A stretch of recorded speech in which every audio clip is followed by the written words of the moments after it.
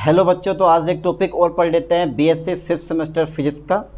Lagrange equation for simple harmonic oscillator, जिसको हिंदी में बोलते हैं सरल आवर्त दोलित्र के लिए लेग्रांज इक्वेशन का निगमन आप कैसे करोगे। एक मोस्ट इम्पोर्टेंट टॉपिक है, तो छोड़ना बिल्कुल नहीं है। यूनिट सेकंड का नाम याद कर लो, लेग्रांजियन फॉर्मेलिज्म, और पेपर फर्स्ट है क्लासिकल एंड स्टैटिस्टिकल मैकेनिक्स। चलिए मैं स्टार्ट कर दूं अपना टॉपिक। भैया आज का टॉपिक है छोटा पर है बड़ा मोटा, ठीक है भाई। लेग्रांज इक्वेशन, लेग्रांजी इक्वेशन, ठीक है। चलिए ओके ओके ओके इक्वेशन, ठीक है सर। किसके लिए? अरे किसके लिए हैं? For simple harmonic. Okay sir, okay for simple, ठीक है sir, for simple harmonic. Okay okay harmonic, ठीक है। Oscillator, okay sir, okay oscillator, टर टा से टर, मेंढक वाला टर, टमाटर, ऑस्किलेटर हो गया। चलिए, तो एक छोटा सा टॉपिक है यार, इसको समझने के लिए आपको ज़्यादा दिमाग लगाना नहीं पड़ेगा। पता है क्यों? क्योंकि टॉपिक बहुत ईजी है। चलिए देखो, एक मैं थोड़ा सा चित्र बना दूँ। वैसे इस चित्र का कोई अहम रोल नहीं है, लेकिन फिर भी मैं बना दे रहा हूँ, ठीक है। क्योंकि इसमें आपको एक स्प्रिंग लगाना होता है, इसमें आपको एक स्प्रिंग लगाना है और एक आपको सिस्टम ले लेना जिसका द्रव्यमान कितना है, m है, और इसका वल, स्प्रिंग का जो वल यानी कि बोलते हैं इसको फोर्स कांस्टेंट, यानी कि वल नियतांक जो होगा वो कितना है मेरे पास, k है, ठीक है। ठीक है, एक छोटा सा चित्र बनाया है, ज़्यादा अहम रोल नहीं है चित्र का डेरिवेशन में, लेकिन आपको लेग्रांज इक्वेशन याद होनी चाहिए। क्योंकि जब तक लेग्रांज इक्वेशन याद नहीं होगी तब तक आप कोई भी डेरिवेशन नहीं कर पाओगे। सिंपल हार्मोनिक ऑस्किलेटर, जिसको हिंदी में कहते हैं सरल आवर्त दोलित्र, के लिए हमें लेग्रांज समीकरण निकालनी है आज। देखो मैं कैसे निकालता हूँ। सबसे पहले ध्यान देना है, ये जो तुम्हें सिस्टम दिखाई दे रहा है, ये सिस्टम कितनी डायरेक्शन में गति करेगा, जरा पहले मुझे ये बताओ। ये केवल वन डायमेंशनल मोशन करेगा, यानी कि एक विमीय गति करेगा। इधर को लेकर आओ या इधर को लेकर आओ, एक विमा में गति करेगा ओनली। तो एक विमीय गति के लिए लेग्रांज समीकरण निम्न प्रकार होती है। मैं लिख रहा हूँ, फोकस करें लाइन पर। एक विमीय, ओके सर, ओके, एक विमीय यानी कि वन डायमेंशनल मोशन, एक विमीय गति के लिए, एक विमीय गति के लिए, ठीक है सर। कौन सी इक्वेशन, कौन सी? लेग, ठीक है, लेग्रांज इक्वेशन निम्न प्रकार है, ठीक है बेटे। लेग्रांज इक्वेशन निम्न प्रकार है। डर तो नहीं लगा इसको देख के, जो डर गया वो मर गया। निम्न प्रकार है। अच्छा कैसे है वो देख लेते हैं एक बार। चलिए, सबको याद होगी, डरो मत, घबराओ मत, ठीक है। आपको पता है d/dt और del L upon del QJ dot, कुछ बिगो में के लिखा हुआ आता है, माइनस, ठीक है, del L upon del QJ, ठीक है, R = 0। लेकिन अभी क्या है, अभी भैया वन यानी कि वन डायमेंशनल मोशन के लिए हम लेग्रांज इक्वेशन लिख रहे हैं। तो इस QJ डॉट की जगह मेरे पास आ जाएगा x dot, where x is a displacement, okay. यहाँ मेरे पास क्या आ जाएगा, खाली x आ जाएगा भैया। यहाँ क्या आ जाएगा मेरे पास, खाली x आ जाएगा। तो x क्या हो गया, यहाँ पे डिस्प्लेसमेंट हो गया। ओके ओके ओके, अब क्या करना है, del L upon del x dot minus के del L upon del x का आपका क्या करना है, मान निकालना। और मान निकालने के बाद यहाँ लाकर रख देना। इसको बना लो समीकरण नंबर 1, क्योंकि काम में आएगी अभी आगे, ठीक है। अब देखो, आपको पता होना चाहिए कि L जो है ना हमारा, L, इसको क्या बोलते हैं हम, L = लेग्रांजियन फंक्शन। ये पता होगा, लेग्रांजियन फंक्शन। ये जो L है वो क्या चीज़ है, लिख दे रहा हूँ मैं पे, लेग्रांजियन, ठीक है, Lagrangian, okay okay okay okay function, ठीक है बेटे। ये क्या है, लेग्रांजियन फंक्शन L = t-b। अब पहले t का मान निकाल लो, फिर v का मान निकाल लो, और यहाँ पे लाकर रखो L का मान निकाल लो, और फिर L से x डॉट के सापेक्ष डिफ्रेंशिएशन कर देंगे और x के सापेक्ष डिफ्रेंशिएशन कर देंगे, इसका मान निकल के और ला के भैया हमारी इक्वेशन प्रूफ हो जाएगी। चलिए, निकाय की गतिज ऊर्जा मैं निकाल देता हूँ पहले। मैं निकाय की गतिज ऊर्जा, निकाय की गतिज ऊर्जा, निकाय की गतिज ऊर्जा। अच्छा भैया, निकाय की गतिज ऊर्जा कितनी होगी? हमें पता है कि निकाय की गतिज ऊर्जा, अबे गतिज लिख ले मेरे भैये, ये वाला गतिज ऊर्जा, काइनेटिक एनर्जी ऑफ, ठीक है, सिस्टम, यानी कि kinetic energy of A system वो आएगी हमारी शो करते हैं टी से। तो टी इक्वल टू मेरे पास कितना होगा 1/2 mv²। यही तो होता है भैया। अरे बेग हमारा यही तो होता है। पर आपको पता है मेरे दोस्त, आपको इतना पता है कि वेग इक्वल टू कितना होता है। अरे भैया डिस्प्लेसमेंट में परिवर्तन की दर, यानी कि विस्थापन परिवर्तन की दर को हम क्या कहते हैं, वेग कहते हैं, यानी कि dx/dt यही तो होता है। और तुम्हें पता है कि क्लासिकल मैकेनिक्स में अगर dx/dt है तो उसको हम x डॉट लिख सकते हैं। तो बेग ना लिखकर मैं अगर क्या करूँगा बेटे, इस बेग ना लिखकर मैं लगा दूंगा यहाँ dot x dot square where r equal to, ये लिख देना, लिखा हुआ है ये कहीं आगे ना समझने के लिए ये लिख लेना कि v equal to dx/dt, x for displacement और x डॉट, तो ये भी मेरे पास क्या है, बेग है।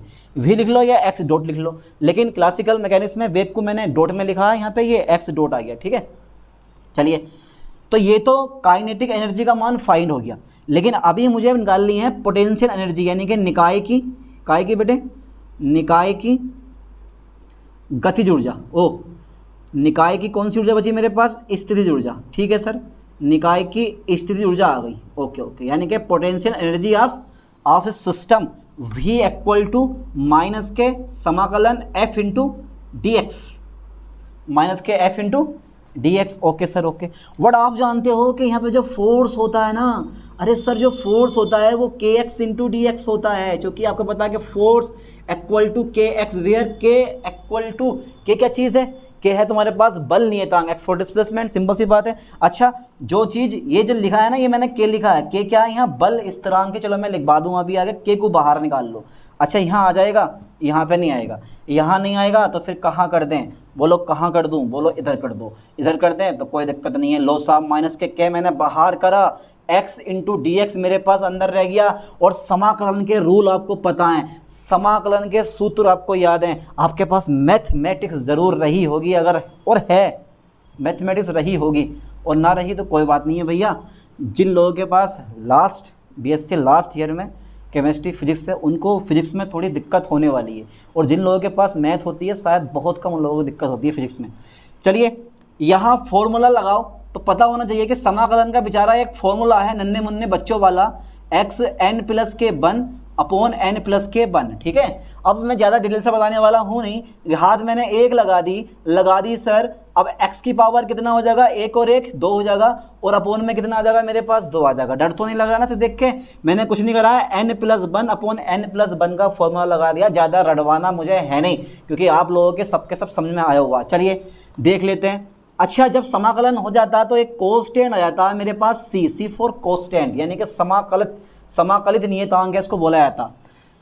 चलिए, प्लस का c लगा दिया आपने, तो उसको आप तोड़ मरोड़ के कुछ इस टाइप से लिख सकते हो, प्लस के c फॉर कोस्टेंट। ठीक है, चलिए, ये किसकी वैल्यू आ गई है, v का मान आ गया। अच्छा, v का मान आ गया सर, आपने t का मान तो यहाँ एक स्टेप में निकाल दिया था, और v के लिए सर आपने इतनी मारामारी करी है, क्यों करी है मारामारी, डायरेक्टली ये फॉर्मूला लगा देते। अबे लगा तो देते, लेकिन भैया जो नंबर एग्जामिनर देगा उससे कौन झेलेगा, काट देता आधे नंबर। चलिए, आ गया, टी का मान भी आ गया, भी का मान भी आ गया। अब क्या करना है, लगा दो भैया। Lagrangian function L equal to T minus B होता है, वी नो डैट, हम जानते हैं कि। ठीक है, अब टी का मान कितना आया है, टी का मान आया है 1/2 mx डॉट स्क्वायर माइनस के 1/2 kx स्क्वायर। ठीक है, समाकलन नियतांक है, इसको मैंने छोड़ दिया, सी को मैंने छोड़ दिया। ठीक है, तो 1/2 mx dot square 1/2 kx square. Okay okay, ये आ गया। अब किसके लिए मारामारी होगी भैया, जल्दी बताओ। अरे बताओ यार, किसके लिए मारामारी होगी, अरे मेरे लिए मारामारी करोगे, नहीं करनी है हमें, इसके लिए मारामारी करनी है। तो करें फिर मारामारी, चलो करो फिर। पहला निकाल लेता हूँ मैं dl अपॉन डेल एक्स, यानी कि del L upon del x dot का मान निकाल दूँ, ये पहले इसका निकालें। चलो पहले इसका निकालता हूँ, फिर निकालेंगे डॉट का। चलिए ऐसा, तो सबसे पहले देखो del L upon del x का मान निकाल लिया मैं। ठीक है, अब भैया इसमें तो एक्स है नहीं, है पर वेग है, डिस्प्लेसमेंट नहीं है, ये वेलोसिटी है, ये वेलोसिटी है एक्स डॉट, तो इसमें तो डिस्प्लेसमेंट है नहीं। तो भैया समाकलन करोगे किसका, जब डिस्प्लेसमेंट नहीं है तो उसका तो ज़ीरो हो जाएगा। हाँ सर ज़ीरो हो जाएगा, लेकिन सर इसका ज़ीरो नहीं होगा।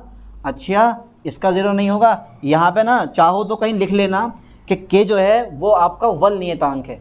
यहाँ लिख लेना जहाँ के, लिख लेना सर के जहाँ के क्या है, जहाँ के इक्वल टू वल नियतांक लिख लेना, मर्जी है आपकी, क्योंकि ये ज़रूरी है, लिख दो कि बताओगे ना कि यार के क्या है यहाँ पे, तो बता देना आपके यहाँ पे वल नियतांक है ये। चलिए देखता हूँ, तो d L upon del x zero हो गया, माइनस के हाफ क्या आ गया। अब भैया फॉर्मूला तुम्हें पता होना चाहिए, आप x के सापेक्ष डिफ्रेंशिएशन कर रहे हो तो एक फॉर्मूला होता है अपकलन का, d upon d x x n, तो n पहले आ जाएगा एक्स एन माइनस के वन, ठीक है। वही सेम कहानी मैं इसमें लगाने वाला हूँ। हाफ हो गया तो ये दो पहले आ जाएगा, सर दो पहला आ गया, ठीक है। x और दो में से मैंने क्या कर दिया, एक को घटा दिया, okay. N x n minus के वन, ये फॉर्मूला भी काम करेगा, ये फॉर्मूला भी काम करेगा।